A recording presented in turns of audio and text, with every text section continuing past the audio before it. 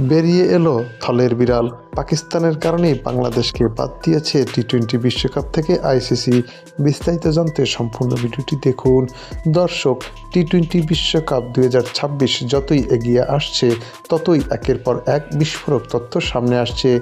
কিন্তু এবার যা ঘটল তা সত্যি বাংলাদেশ ক্রিকেট ভক্তদের জন্য দুঃস্বপ্নের মতো।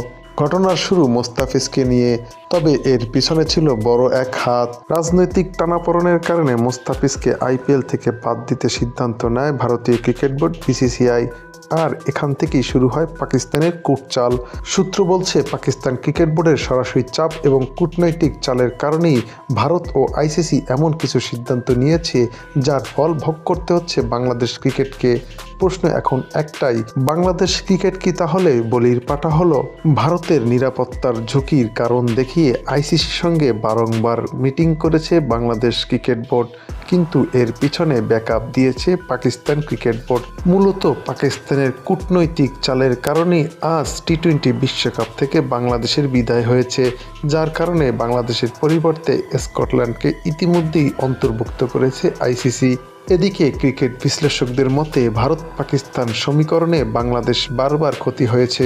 এটাই প্রথম নয়, কিন্তু এবার বিষয়টি আরও গভীর, কারণ এখানে শুধু ম্যাচ নয়, এখানে আছে রাজনীতি, অর্থ আর ক্ষমতার লড়াই। সুপ্রিয় দর্শক, এ ব্যাপারে আপনার মতামত জানাতে পারেন আমাদের চ্যানেলের কমেন্ট সেকশনে।